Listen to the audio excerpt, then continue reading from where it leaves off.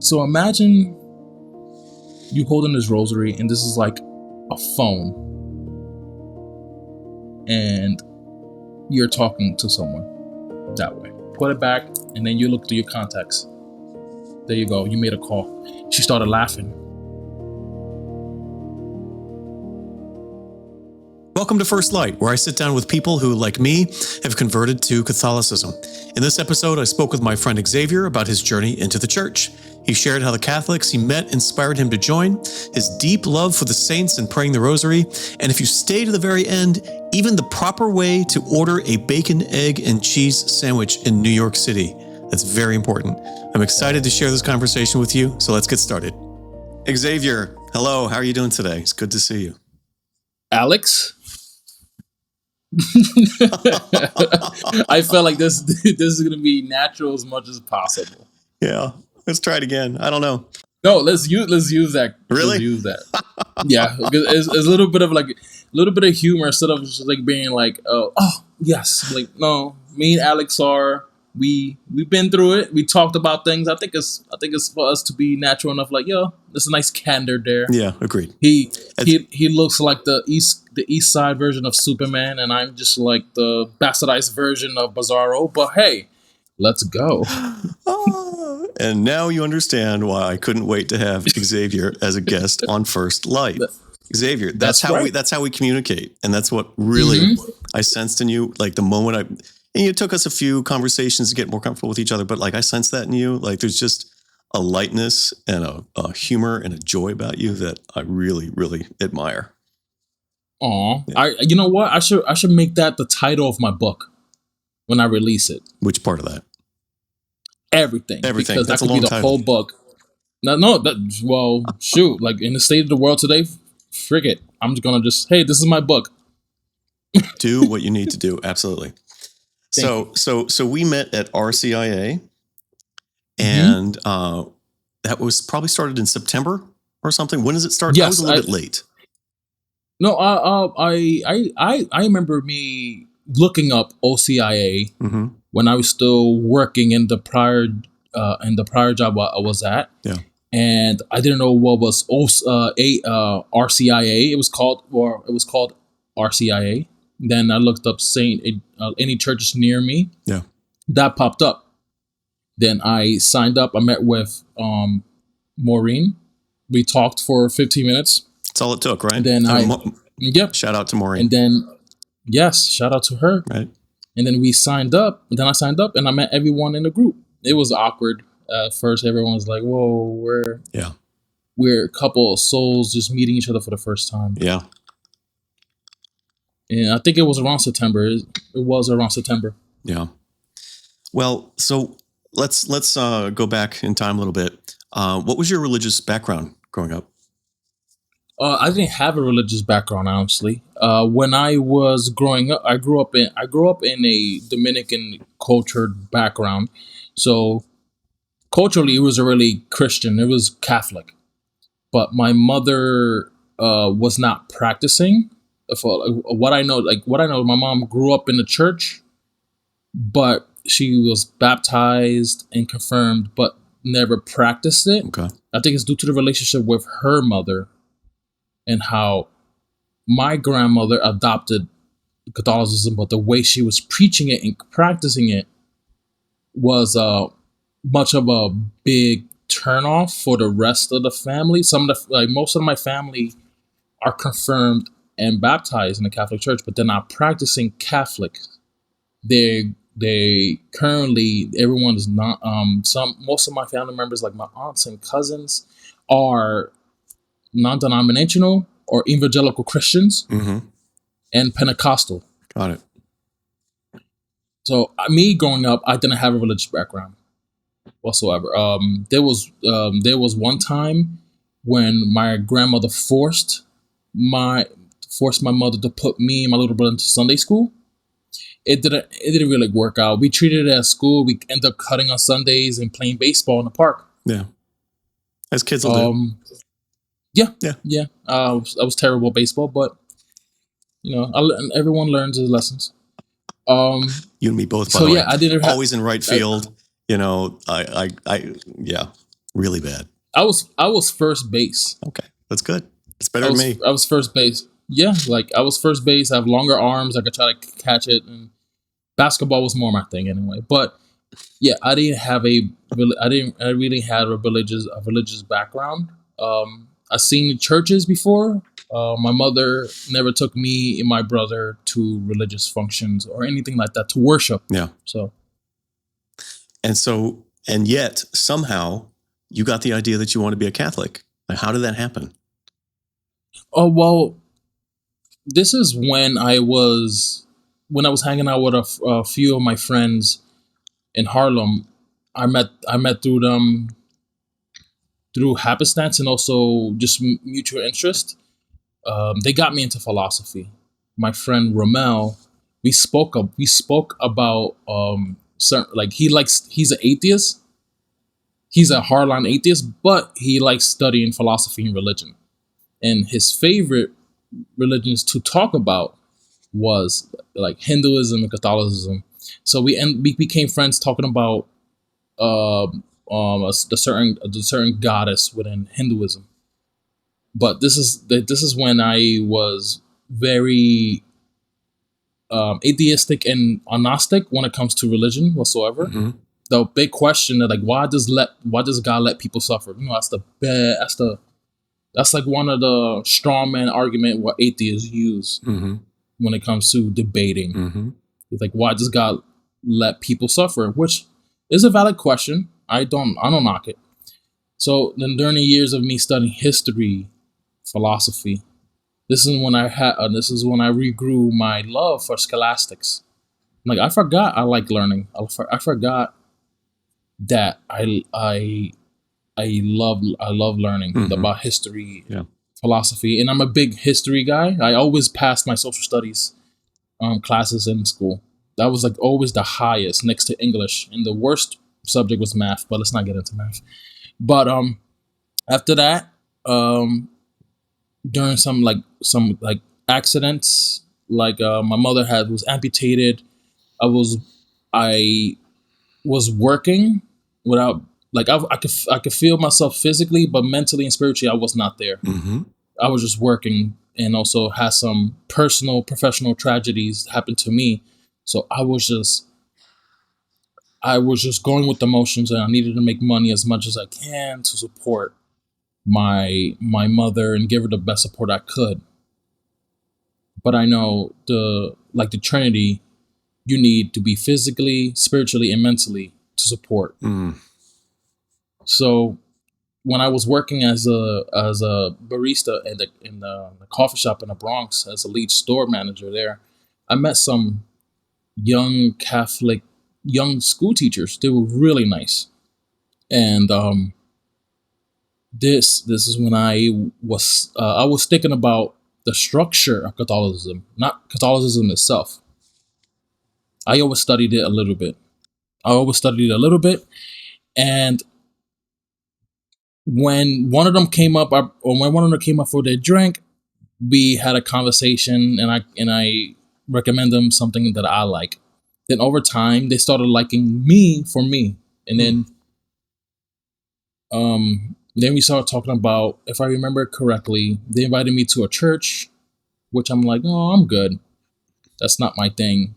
And I asked them like, oh, what branch of Christianity you practice? They were like Catholic. So I'm like, oh, that sparked. I'm like, oh, my interest of Catholicism way before my conversion. So it was the example of other Catholics that you met. Yes. Yeah. Yeah. As opposed to starting with an idea of what you should be, right?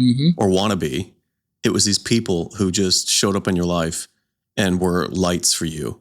And then when you ask them, they're like, oh yeah, we're Catholic. I feel like that is very much a Catholic way, right? Like the more I read about this and study about this, and I think that's what worked for me too, because like nobody came at me with Catholicism. It was always just there, right? And at some point I had to like ask myself, I wonder what's behind those doors of these amazing buildings, right? Mm-hmm. Right. and then it's like one of those draws always, like Yeah. the glass stories. I call them the glass doors of stories. When you look into the Catholic Church, and you see Jesus, Mary, like him on the stages of the cross. I call them the glass stories. Yeah. And then while in a coffee shop, they were talking about their faith, and then I had some questions or some comments, but they were just like really nice. They were really, really nice and open, and also they're quite young and professional. Something I could identify with. And then I bought the Catholic Study Bible, and I was just reading it lightly, and then comments, and then in a couple Sundays later, they came back and they're like, "Oh, you're reading the Bible?" I'm like, "Yeah, you guys sparked my curiosity." Mm-hmm. And then we started talking about certain aspects of the church itself, well, I think ultimately with deep reflection and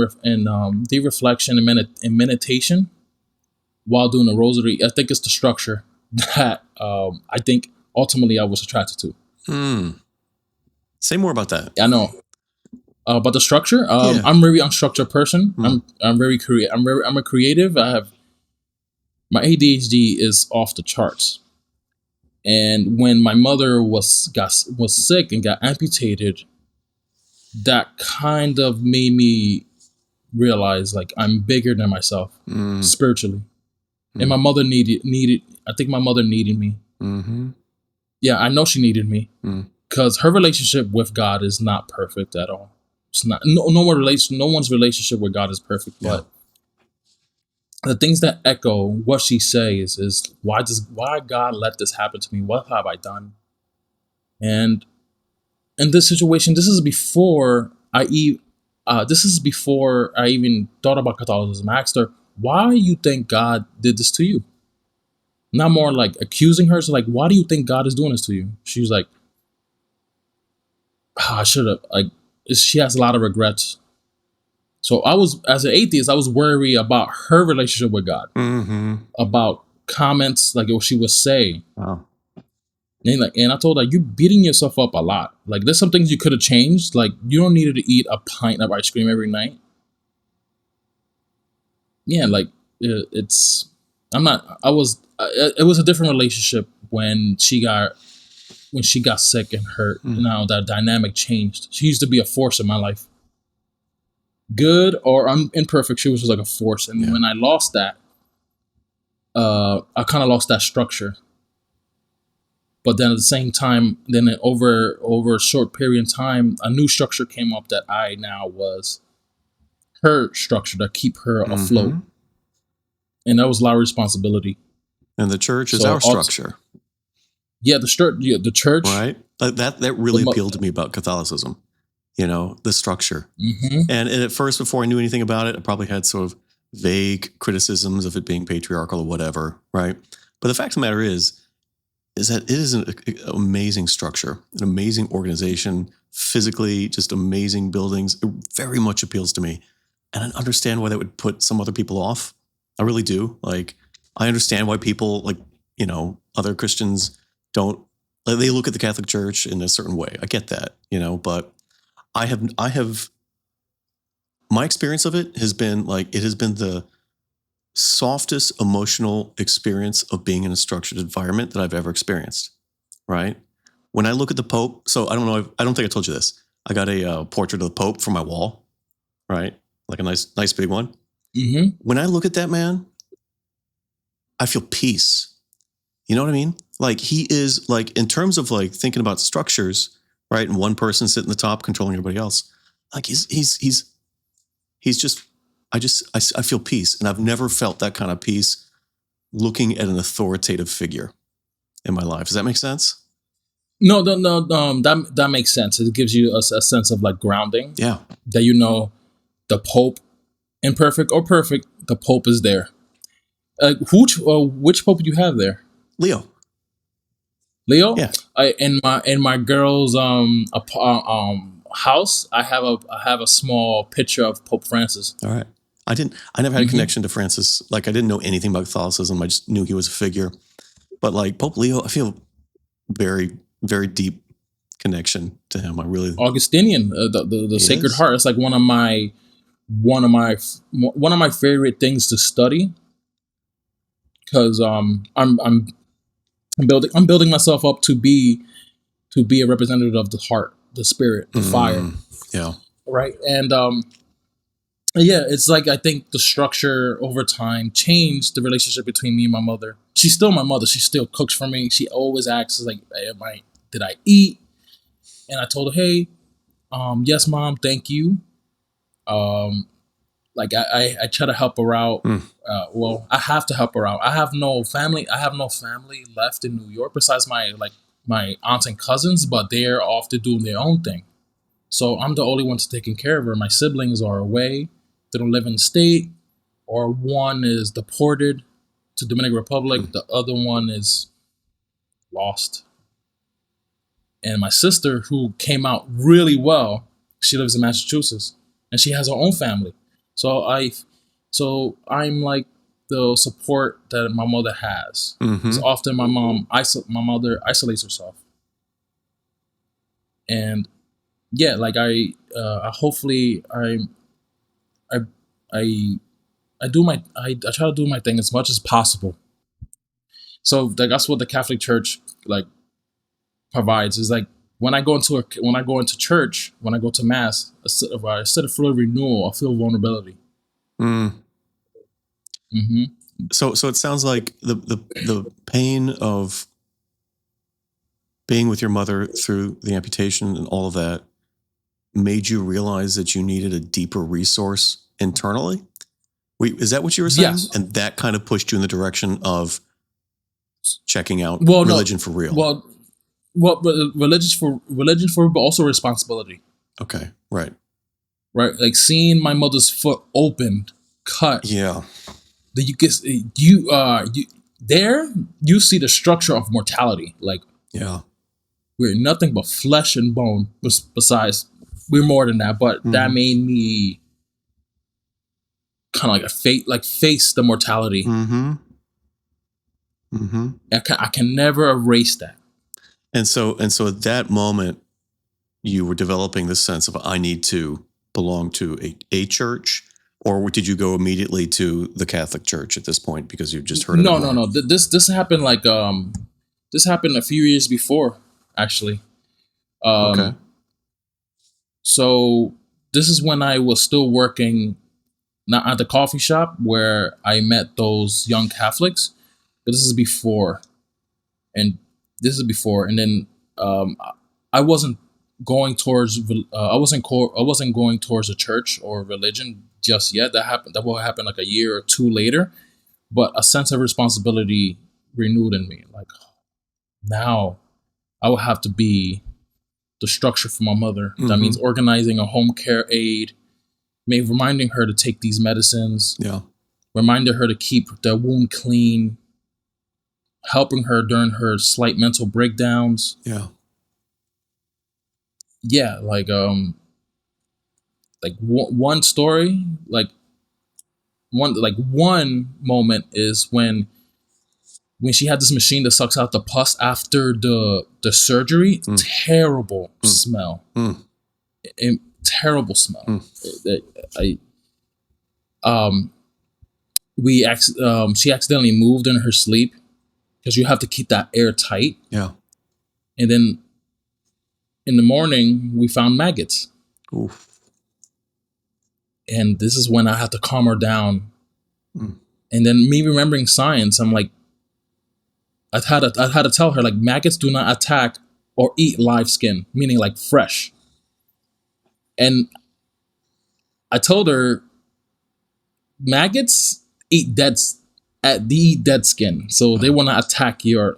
It didn't make her feel better, but I told her, like, you're relatively safe. But a little airflow got in the Wow. There, they made me face my mother's mortality. Wow, that is powerful image. Yeah. Yeah. And then I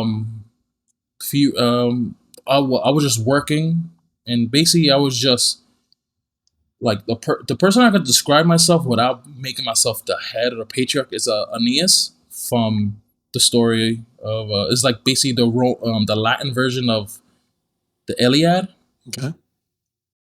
He became nothing but duty and responsibility at the end, and then and kind of like stone faced and stoic. I became that for a few years, and then during some professional mishaps, hopefully hopefully God looks after me because I'm still trying to do my thing. I ended up in the coffee shop, got promoted, and then I met those young people. And then And this you is were when ready. it sparked then it sparked my renewal for reading more, and then Catholicism. And then over time, before RCIA, I was calling myself a Catholic spiritualist. I know I could go into a tangent, but it's many different type of roads that I took to end up in Got the it. church now. Yeah. Yeah, it's no one particular thing, but a combination of God tilling the soil Mm-hmm. in a sense, right? Softening you up, and different seeds have been planted. You'd met certain Yeah, people, and then it all yeah. came together. I can really relate to that, and it's so beautiful because it's like a tapestry of things going on, right? Mm-hmm. And it's been like that for me too, as I've reflected on like why or who. As I look back 30, 40 years, I can think of like 10 people who are Catholic who moved me in very gentle ways. And so like they were all kind of weaving forward. And then I had a crisis, right? And the crisis was deep enough that I was like, okay, I'm willing to submit for the first time in my life, you know? And Yeah. sometimes that's what it takes. I'm it'll be interesting as I meet more people who have converted to see, because some of them primary motivation is probably to marry a Catholic spouse, right? Some of them, Mm-hmm. who knows? Some of them, crisis, right? And it sounds like you and I can relate on that level because we both had been softened up in various ways, and then a crisis happened, and we knew where we needed to go. I really hope you're enjoying this conversation. If you'd like to support First Light and help me keep bringing you stories like Xavier's, please consider joining my Patreon. The link is down below in the YouTube description.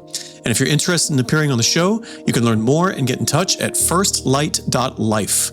Now let's get back to the conversation. Yeah. Crisis could do that to a man or a woman. But something coming to my head is before my conversion to Catholicism, or before my road to become a Catholic spiritualist, before me studying philosophy and history, well, more philosophy because I was always a big history buff.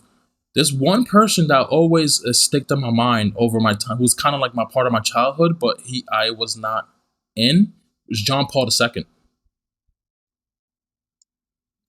My my grandmother is that's her favorite pope.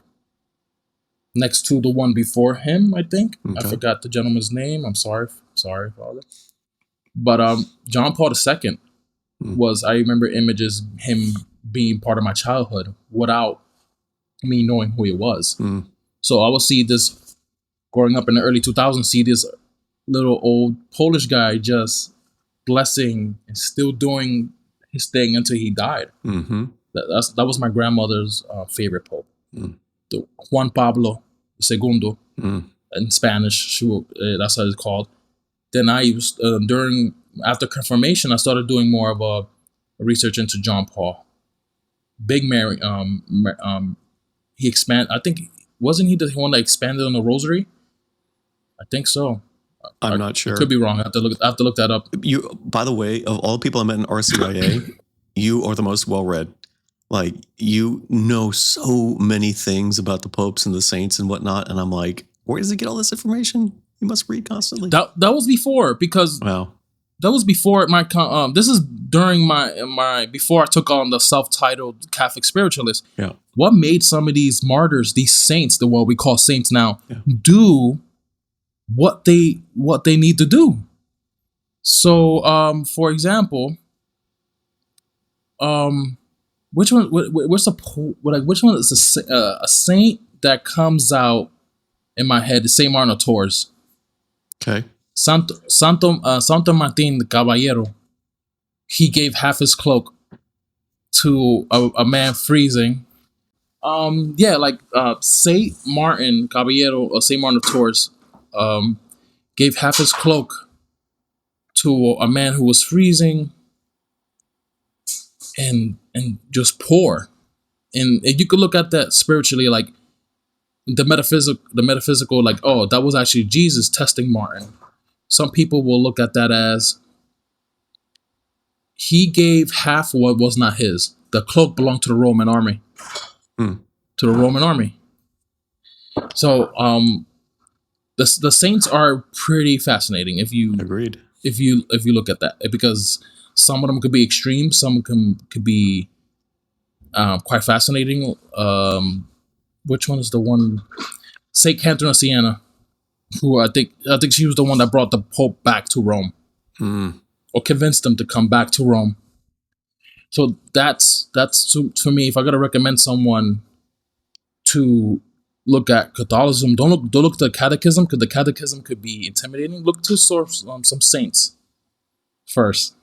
I agree. I found the saints at first. I thought it was absurd how many saints there are, and then as I started to get into it, I've just been profoundly moved, really, by these stories, and it's easy to just throw out. I mean, many of our cities have saint names. We say it all the time, right? We don't even think about it. Yeah. Right. San Francisco. like Santo Domingo. Sure. Saint Dominic. Saint Paul, Minneapolis. Right. Never thought of that, right? No, I never thought of that until just now. I'm telling you, like, this happens over and over again. I see a city name, I'm like, oh my gosh, that's Catholic, right? San Francisco. Of course. San Diego. Wow, you actually blew my mind with St. Louis. Right now. All right. Great. Mission accomplished. No, but seriously though, I read these stories and I'm like, particularly the martyrdom stories, they blow my mind. Like when I really try to fathom their courage and their strength and their commitment and their devotion, like that to me, it's very inspiring, and it's inconceivable that I would be able to accomplish that. And that's the point. They're saints, right? They're guiding lights, and I love that tradition of the church. Really, really, really loved it. That's like a lot of courage. Like was it Saint John of the Cross? Saint John of the Cross in I think it's Spanish. Mm-hmm. When he was isolated from his brothers, a lot of things are happening to him, but he still hold on to the faith. Mm-hmm. Still hold on. It's like some of those like ancient, like those church fathers. Who, I forgot the name. Was it John who was hung up? Andrew? No. I'm trying to figure out who was the saint who got crucified the other way around because he didn't want to be crucified like I think like it was Jesus. Saint Peter. Peter? I think so. All right, Hold on. We're gonna look this up. Let's look this up. Hold on. Let's look this up. Because that, you know how much courage that takes in? Who was crucified upside down? Boom. Saint Peter the Apostle.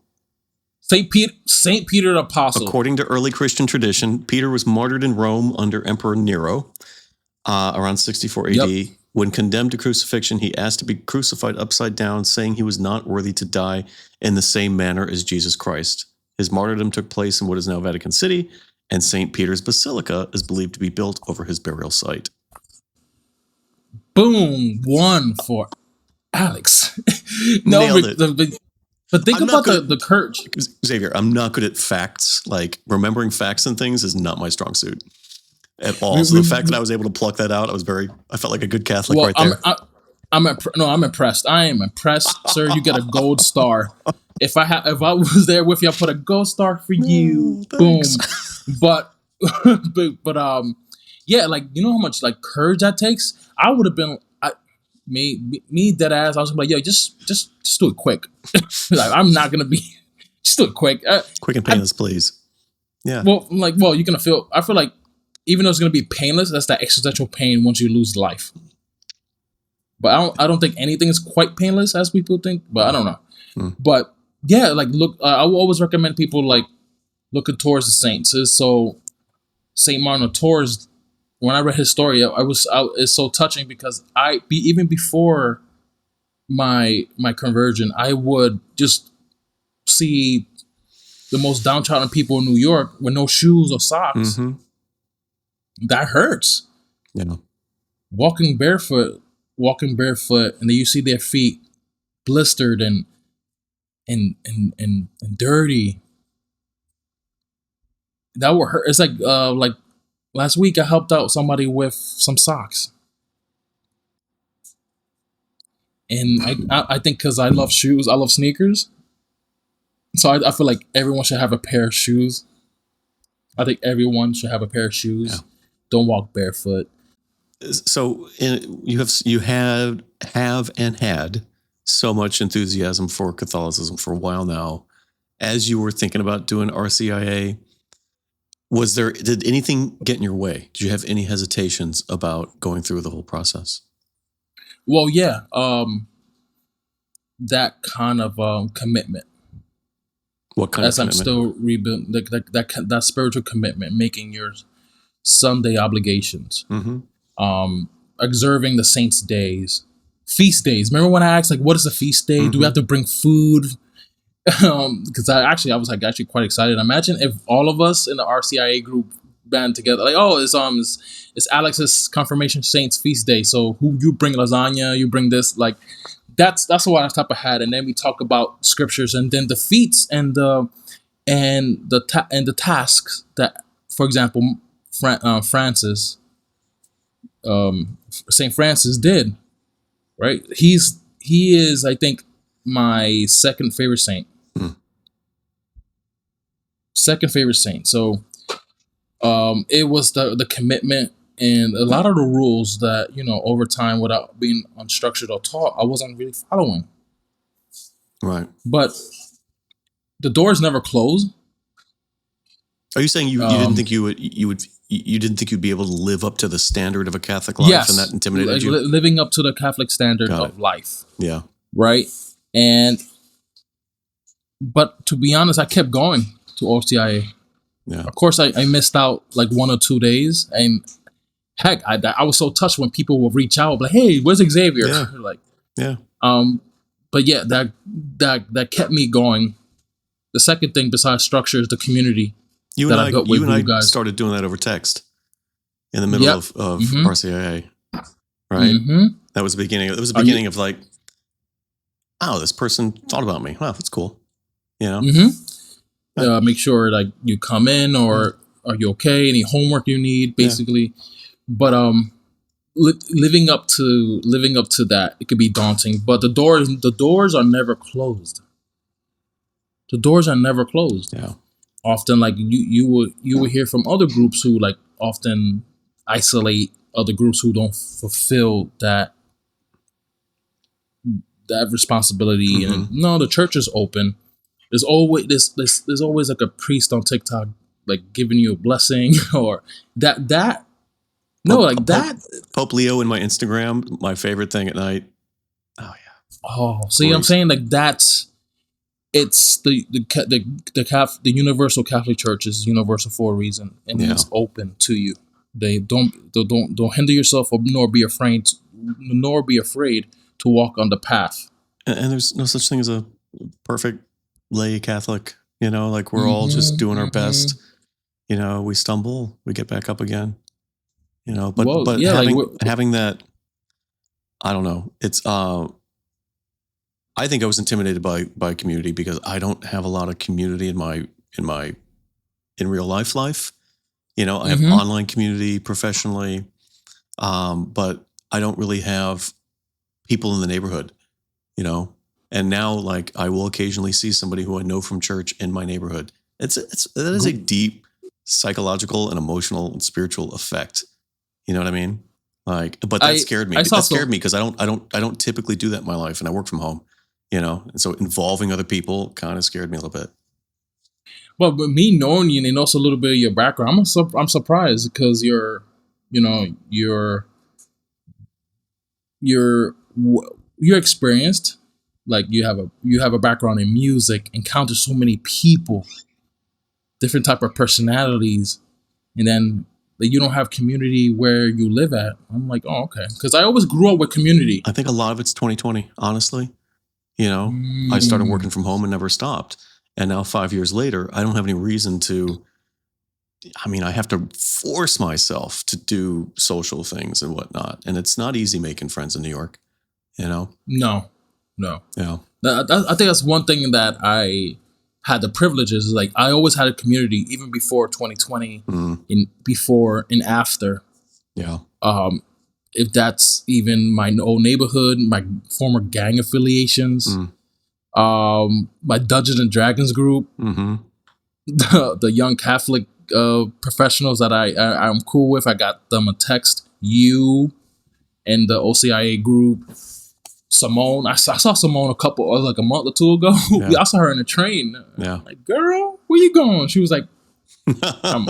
Yeah. But yeah, it's like community is one of those things some people are privileged with, some people don't, and we often overlook that. Mm, Like some people don't have community. In mm-hmm. 2020, I really don't understand 2020 because I was working on site during that time. I think Mm-hmm. I told you where I was working at.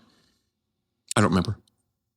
Well, I'll tell you after Okay. when I Yep. put it out there. But I will go in, and during that time, I didn't know what was COVID Mm, until someone told me. mm, So and I noticed like why is everyone wearing masks? My manager at the time was like, "Where have you been at?" I'm like, "I've been working in here." Like, what's the mm-hmm. problem? Yeah. And I noticed like half the workforce is not even in. So I'm just like, what is going on? Yeah. To be honest, in the back of me, one word came up. I'm like rapture. I'm like, no way. It's easy to go there. I think there's a part of me that's so like exhausted that the final chapter can sound enticing, right? Yeah. Psychologically, right? And I'm not saying I actively cultivate that, but I've always, any sort of like apocalyptic anything, whether it was like a Y2K or 2012 or, whatever, What happened in 2012? 2012, wasn't that the Mayan prophecy, something or other?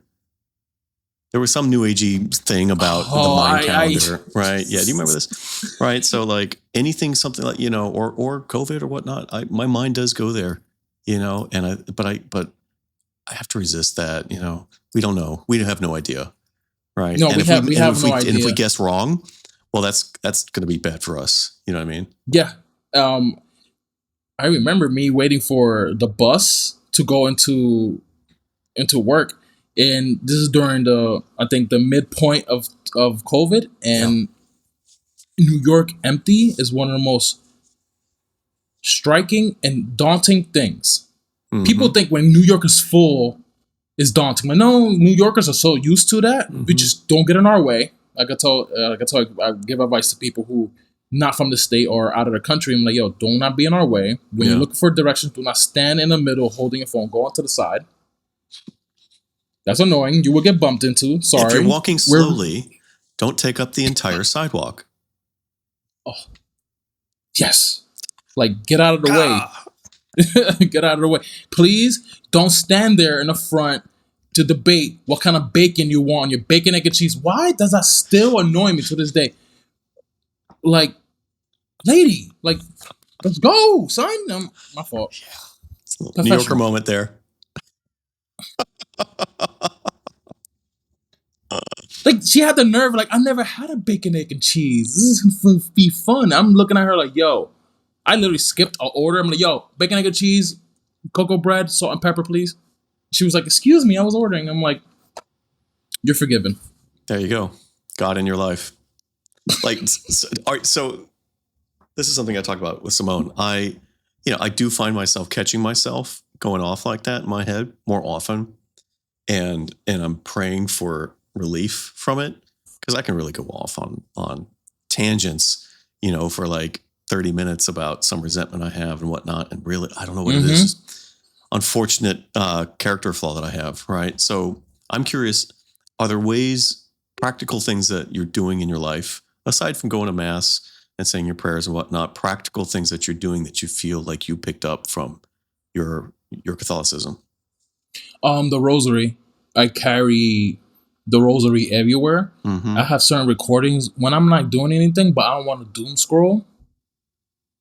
I listen to a recording of the Rosary.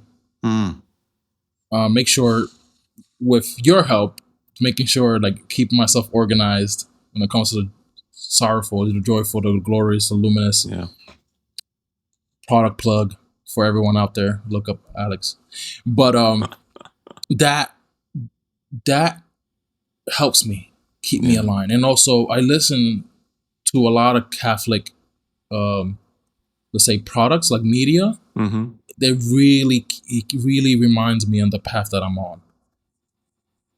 I was born I'm a sin I was born a sinner, I am a sinner, but it's not closed. I will keep the spirit in me. Right? I was baptized twice, once in water and soon in flame. So I just remind myself that. Hold on to the Rosary. I'm a physical person, as this is made out of volcanic rock and cat's eye. Mm-hmm. So I do carry it around me. And also I carry my books. Everyone, like, always carry a book of prayers. I show this to the group. You probably know about it. Like, this is my favorite image of Jesus. Very Mediterranean, as I can relate to. I'm half Greek, so I always carry this book, and I always leave off a page. For example, one of my favorite prayer, which I left on a bookmark: Holy Father, Almighty Father, look upon me, your servant, who is overwhelmed by the storms of this world, and in tears pleads guilty to all manner of transgressions I have experience in that. Have pity on my sights and tears, and call me back from darkness into light. Heal me when I confess, save me when I do penance, and heal my wounds to become whole. Let the enemy have no more power over my spirit, and graciously receive my confession, purify me, and bring me back to your grace, through this reconciliation sacrament, through which I give thanks to your holy name. Amen. Amen. So, and then I repeat it over and over again. So I remind myself, when some situation deserves pity, some situations deserve understanding. Like, could I reacted to that woman who was excited ordering her bacon, egg, and cheese? Yeah, in hindsight, I'm like, I should just back off. But the New Yorker in me, I was like, oh man, you gotta learn how to order.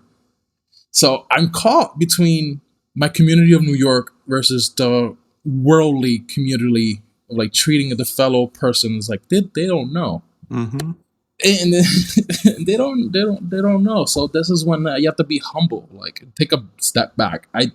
That's one thing actually I take away now. What I got from the church is take a step back instead of reacting, because I'm impulsive. I'm impulsive. I have ADHD.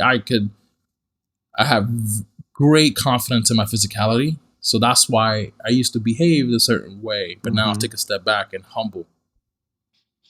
And then just relax. That's great. So that's a powerful additional voice to have in the conversation. You know, when something's going on in your mind and it's just one voice and it's the voice of the ego. You know, I feel like for me,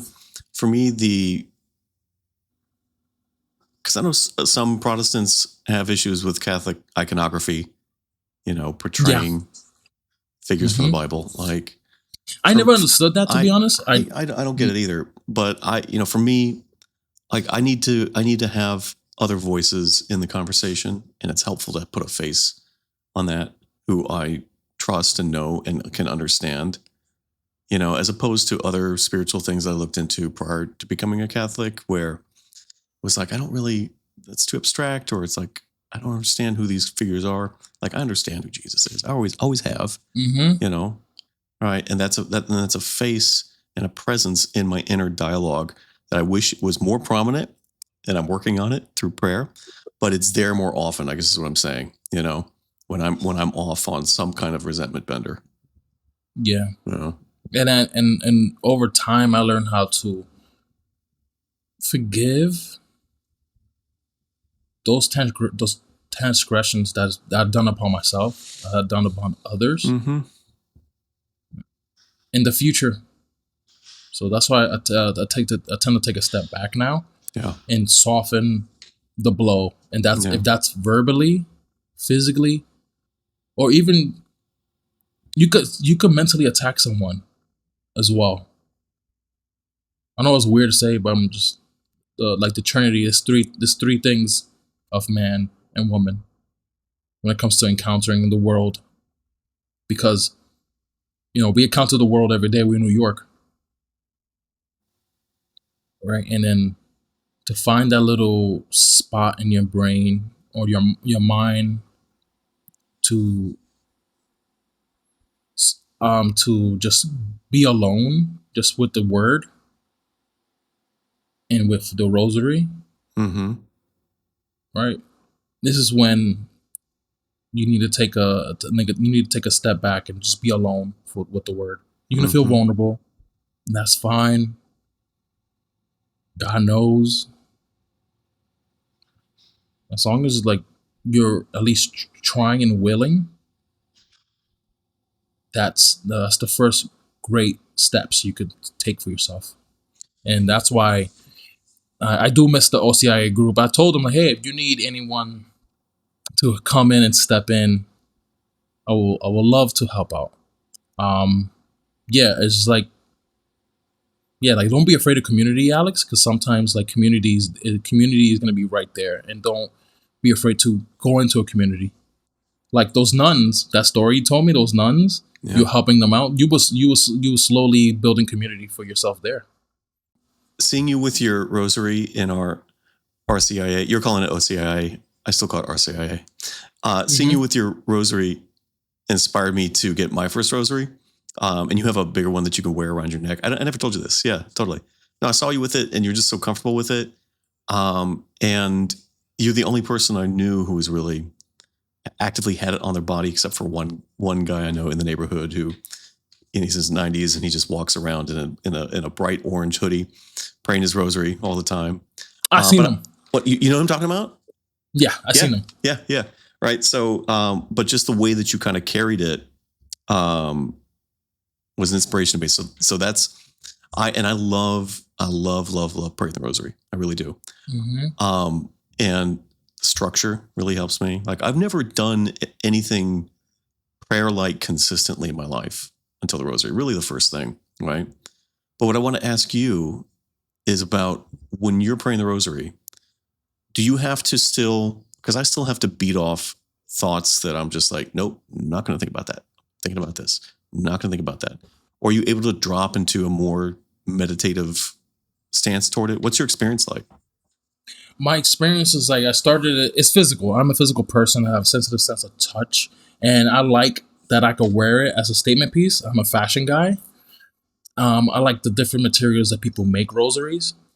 My brother, when he was in jail, he made a rosary out of paper from the Bible. Wow. Wow. What you have when you're in jail, all you have is time in your hands. Yeah. That's what he told me. I didn't ask further, but I kind of understood what that means. So when I go to RCIA, this is before me going to RCIA. I had my rosary, and I started looking up, what is the rosary for? It's not meant to be worn. It's meant to be used. So when I found that out, I was just like, so the rosary is not a piece of something that you put on yourself. You put it on to use it when you're in those when you're in that kind of space that you need to slow down. Yeah. So I pray the rosary while waiting for OCIA to start, and that helped me be centered, but kind of gives me like a out of body experience. And I see that I'm looking at myself. That's weird, but So yeah, like then I'm doing more investigations into the different days, like the joyful, the Mm-hmm. sorrowful, the luminous, the glorious, and the rosary method has been thought of for centuries, and I'm just like, this is a great method for someone personally, like to use to calm down. And those thoughts in your brain, those out of nowhere left field thoughts distracting you, look at that as resistance. And so what you do with resistance is a force that it doesn't care about you. It just needs to do the job to distract you, to deter you from doing what I. So what I do is, instead of trying to like resist resistance, I just understand the resistance and let it pass me instead of fighting the water. Wow. So so I could just close my eyes. Those thoughts come in, but you don't need to pray the rosary perfectly. You just need to do it and and remind yourself each bead, right? Each decade. So I will start from here. I know I'm doing it wrong, but it's imperfect. Recite 1, 2, recite 1, 2, recite 1, 2, recite, and then 29 minutes later, I did a whole one. This is me sitting by the park on a sunny day. This is me walking, or me walking to the store, and let me do a couple. Let me do a few decades, Mm-hmm. and you're gonna always move those things out the way. Those thoughts that distract you, it could be good, bad, whatever field they're in. It's just when you hold this, it's you're part of to me. This is a sort of responsibility. Mm-hmm. You it also it reminds people like this is a part of you. Like I'm Catholic, and then also invite some people to ask about it. Mm-hmm. The certain lapsed Catholics who ask about, oh, the rosary is not meant to be worn. No, it's meant to be worn when put in your pocket, take it off, pray it, pray it, pray it. And it's a great. I don't want to call it tool but um, La Madre Maria, Mother Mary, gave us this ability to ask for intercession, to venerate. This is when you have to educate people. Like, we don't worship saints, we don't worship Mary. Mm-hmm. We ask for. She asks her son to help with the wedding, and he does so. She to see look at it that way. It's intercession. I recently heard somebody say, like, asking why would you ask somebody to pray for you, like Mary pray for us or a saint pray for us or whatever? Because that's what it is. It's not, we're not praying to them. We're asking them to pray for us, right? Yeah. So, Yep. And he said it's like you'd ask your friend to pray for you, or you'd pray for your friend if they asked you to, right? Mm-hmm. Right. If I were to say, hey, Xavier, having a rough time at work, would you say a prayer for me? Which I have, right? I'm not worshiping you, right? Same thing. Like that's I don't want the responsibility anyway. That's that right, exactly. That's the relationship, and that's what I wish more people understood about the Catholic position toward the saints. Like they're your best possible friends, right? And they can pray for you, especially the ones you connect with. But the thing is, like, America has this. They have America's history, Catholicism. Like, at least what I would like to call it, like the English former colonies, right? In the middle, I think it was Spanish and French controlled, but like over time, that history of Catholicism was sort of erased. So if they remember the other Protestant branches, right? It's you have history of anti-Catholicism, anti-Vatican, anti-Pope media for the last 150 years, mm-hmm. right? Catholicism, Catholics is always made fun of. Next to the evangelical on movies, like the evangelical Christian, they always make fun of. Yeah. The first one is Catholics. They're all around the world. Yeah. And then you got the evangelical. And then the third, I always tell people, is Mormons. People make fun of Mormons all the time. But you have this history of anti anti-Catholic faith, anti-Catholic sentiments. Because the big question people always ask, especially very proud patriots, like, who do you loyal to? The Pope, the Church, Mm-hmm. or America? Mm-hmm. That's like very like, oh. Even I was confronted with that. Pray the Where did, rosary at that moment. yeah, that's a Like I good tell people, moment. pray the rosary at that moment. And that is such a great response, Xavier, because like my initial response is like, okay, I got to think of the deepest thing I could say right now that's not going to get me in trouble, right? No, but no, you don't need to respond in a moment to a question like that. You don't. Pray about it. Mm-hmm. I love that. Yeah. I meditate on the rosary a lot, and that doesn't work, continue doing it, and then look up your favorite prayers, write in your prayer book, or Mm-hmm. reach out. Like, reach out. Sometimes when I'm feeling my lows, I don't feel like really reaching out to Alex, you, and like putting him down with my thoughts and Mm-hmm. my feelings. But like that's sometimes where bros come in hand. Like, Mm-hmm. it's okay. You tell me, like, yo, hit me up. Like, that's fine. And I feel insecure sometimes. Yeah. No, I wrestle with that too. I don't want to put people out. And what I try to do now is I'll say to somebody, do you have 5 minutes for me to just complain? That's all it is. You don't even have to Hmm. listen. You don't have to maybe, you don't have to say anything. You don't have to fix the problem. No, no. I think, That's the thing. It's like a lot of times I think guys want to fix a problem. And so somebody comes in with a yeah, I problem. know. They're like, okay, I'm guilty of that. let me help you fix that problem. And I got to remind myself, it's like, no, maybe somebody just needed to get something off their chest. I am guilty of that. Yeah. I think, Like, when I someone's think all complaining to men me, like, oh, are. do this and that, but now I'm just like, why am I giving this energy? He or she just want to go ahead, Yeah. speak your truth. Yeah. Yeah. Yeah. Yeah, and So I want to ask you, if there's somebody out there who's thinking about becoming Catholic, what advice would you give them? take a step back and understand why. Take a step back, understand why. Don't join RCIA that first year. Do not go to or if you do, good for you. But reach out to actively practicing Catholic Mm-hmm. if you know someone that way. If you don't, get in touch with the church, in your local church, if they offer those services, and just talk to them. It's fine. Like, if you see someone, if you're not a Catholic, you've been thinking about it. If you see someone in the train with a rosary actively doing it, ask them the question. Mm. It's okay. They, because that happened to me.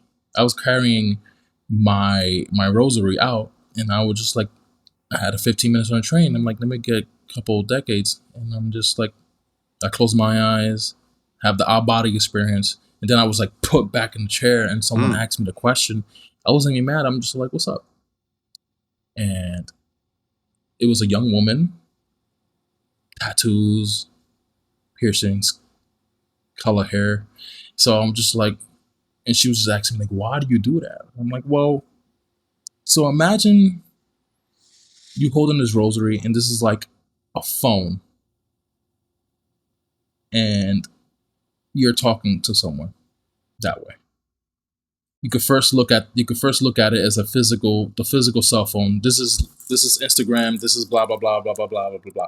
And then you then you put it back, and then you look through your contacts. There you go. You made a call. She started laughing. And then we started talking about the tattoos that we have, and I'm like, and then I asked her before I got off, like 2 stops later, like, why did you ask? Because she was thinking about it. And I'm like, all right. I gave her my rosary that I had before. And I'm like, yo, if you want, look up the days, what it coincides with. Mondays, Tuesday, Wednesday, have these the rosaries called, and give yourself some time, get used to the physical phone to Maria you have there. So first of all, that is the best metaphor I've ever heard for the rosary. A phone, and that you're talking to somebody, Mm-hmm. because a lot of the times I'm just reciting words, like Nah, but like, you're on the she phone with she Mary right she's now. listening. She's listening. She is listening. That's beautiful. That's beautiful. And secondly, you gave her you gave her your rosary. Yeah, That's beautiful. it's fine. It's fine. Like, it's beautiful, and it doesn't surprise me one bit because of what I know about you, and I've gotten to know you. You know, you're just an intensely generous person and faithful person, and easygoing. You know, and somebody approached you. They were inspired by what you were doing. You know, that's great. oh, look at the kitty. Sorry, I got distracted. Oh, it's okay. Kitty No, cameo. Yeah. So, yeah, like when I believe like every Catholic should carry a rosary. I know it's weird. I'm a new Catholic. Who am I telling people who is creator Catholics? Listen up. No, Listen like up, 1.3 billion people. We have a message for you. Well, we got a message for you. Like, well, carrying a rosary. I told Simone you should carry a rosary. Like, even when you're not doing the rosary, you carry the rosary and you touch it. It reminds you. It's like a constant reminder. Got it on me constantly. Like she's on the It's in my pants pocket. She's on the phone. What's that? And then I'll say like you're not praying the rosary, but she's on the quick dial up just in case you need her. That's great. But like, yo, can you ask your son to look at this problem for me or give me some advice? But like, they're going back to, there's a lot of anti-Catholic sentiment, and like like the best advice is like the best statement to say is just, oh, pray the rosary. They will kind of get like, pray the rosary. Yeah. I mean, pretty good advice. You know what I mean? It really is like, it's not, oh, well, here, let me fix this problem for you, or, oh, you should do this or that. No, you need to get out of your mind right now. The problem is you're in your mind. Pray the rosary. You know, turn off for 15 minutes. Turn off for 15 minutes, especially we know each other, like certain thoughts that come up due to our past transgressions, uses. Yeah. I'm glad I'm not back there. I said it, like, I'm glad I'm back there. Sometimes I remember some of the joys, and I'm like, oh, I remember that. Yeah. But like, I'll physically hold the rosary. Or sometimes look up saints that I like, because it will soon in the future remind me, like, Alex Francis will become that. So when my cat died, I did a Saint Francis of Assisi prayer. Perfect. I was like, that man did his thing. Yeah. So, and yeah, the saints, to me, the saints are like a really great example. Like, I could read the story, the biography of Saint Martyr, because he reminded me of me in some aspects. Given responsibility, he's like, no, I don't want to be bishop. He runs away, and then get him back. He relents. And Saint Francis of Assisi, who believed so wholeheartedly, but he wanted to be a knight at first, and then I wanted to be a knight. But he became a different type of knight. Saint Catherine of Siena. That's like her book. Like, yeah, like she's so passionate. And then my fourth, Saint Joan of Arc. I have her prayer card right here with me to help me to push forward, even when you're in certain situations. You know, I could see how some people who are not Catholic would think this is crazy that we're sitting here talking about these people like they're our family members, but they are. Yeah, they are. Yeah, right. They're our spiritual family members, and we talk about them with veneration, and we nerd out about their stories and learning all these. I mean, and there's no end to it, right? That's a pretty cool family to have. Yes, I agree. And like when it comes to those new Catholics, or just go to a church and experience Mass. You don't have to convert right there. Just don't take the Eucharist. Go up there with for a blessing. Cross your your arms. Go for a blessing. Meditate. Because this could be a lot. And this is going to be, to me, a lifelong journey. It's not like, oh, I'm a perfect Catholic now. Nope. Man, passing the peace made me feel so uncomfortable the first probably 10 times I experienced it. Yeah, I'm same like, here what is before. going on? Are we shaking hands? Are we not? Are we looking each other in the eyes? Are we not? How many people do I have to make eye And that's contact with? in that situation, Alex. I'm so glad I'm 6'7" because I could wave to everyone. Like, hey, they all see me. They all see me. I turn around. I'm Yeah. like, hey, Yeah. and yep, it's kind of like a cheat code. I'm like, okay, I could just wave and hey, everyone. That's That's it. funny. That's funny. I Mm-hmm. read an article in American Magazine that this guy was saying that COVID really changed the way that the peace is passed, right? Because it Yeah, used to I be heard, I people heard that. always shook each other's hands, according to this person, right? But the handshaking went away and it's been replaced by like either prayer hands or awkward wave or peace sign I've gotten, right? I like. It's funny when people do that peace and they be like, Yeah. I'm like, are you pitying me or like?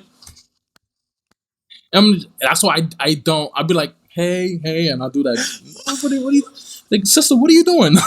Don't do that. Yeah, it's still weird for me. I still That's no. That's why I'm like I'm so. When I go to church, I don't be like, hey, how's it going? I'm myself like, yo, what's up? You good? Bet. Let's go. And yeah. I no, like I am who I am. I'm just like I have a certain inflection. There's a certain way I talk. It's fine. Just Yeah. don't get in my way when you're debating to put avocado. Oh my god, I need to pray about that. About what? Oh, nothing. I'm getting angry at the woman who decided to put mayonnaise and avocado on a bacon, egg, and cheese. I was like, yo, you're breaking so much rules right now. It's almost unforgivable. Almost. How do you like your bacon, egg, and cheese? Swiss? Ooh, Yeah. yeah. Yeah. But I have All right. gotten, I know what somebody I'm did doing once tomorrow. put mayonnaise on it and I didn't ask. And at first I was horrified, but then I was like, this is actually pretty good. I don't like mayonnaise that much. Then don't do it. No. Yeah. Unless a dish needs mayonnaise, I can actively ignore the taste of mayonnaise. What about cream cheese? Cream cheese On what? on a bacon, egg, and cheese. You're asking for a heart attack. Yeah. Would it taste good though? Does it? Yeah. Like cream cheese and egg together. Yeah, I can see that. It's rich. Yeah. Like usually when I order is a bacon, egg, and cheese on cocoa bread with Gouda. Cocoa bread. On cocoa, yo, amazing. That's a very Toasted. Dominican thing, right? It's more like English Caribbean. Okay. Yeah, like it's like I think you eat a beef patty with cocoa bread. Okay. So I decided to experiment because I don't like regular old loaf like roll bread. Yeah. So to me it gives it fluffier with cooked red onions and black pepper. Oh wow. Like because I don't order yellow American cheese. I just is either with Gouda, mozzarella, or provolone. Yeah, I don't think yellow American cheese should exist. I don't think. I like white American cheese because it melts better. Yeah. It melts better. It just it's gross, and when it heats up, it's like ugh. Anyway. Oh wow, that's something new. I know. I learned about you. You don't like American slices. How dare you, sir? Don't. Sorry. Yes. Swiss cheese only. Really, when it comes to sliced cheese, maybe Colby, maybe.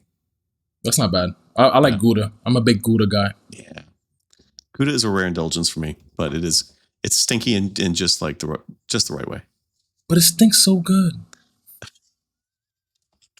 Shit, it smells so good. Put that on some bacon, egg, and cheese on salami. Shit. That's true.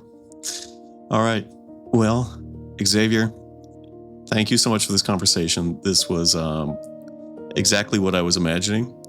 Combination of like humor and deep faith and interesting tangents and the very like real lived faith that you have that I so much admire in you. Well, thank you for inviting me and letting me speak. To be honest, I was a little bit nervous, but instead of like overthinking, oh, I should be this and that. I'm gonna talk to Alex like we do every time when we have time after church. Exactly. Mm-hmm. God bless you, and I'll talk to you soon. Thank you so much for watching this episode of First Light. I hope Xavier's story gave you something meaningful to reflect on. If you'd like to support this mission, you can join my Patreon using the link below or make a one-time gift. And if you haven't already, please subscribe so you don't miss future conversations with others who have found their way into the Catholic Church. Thanks again for being here, and I'll see you next time.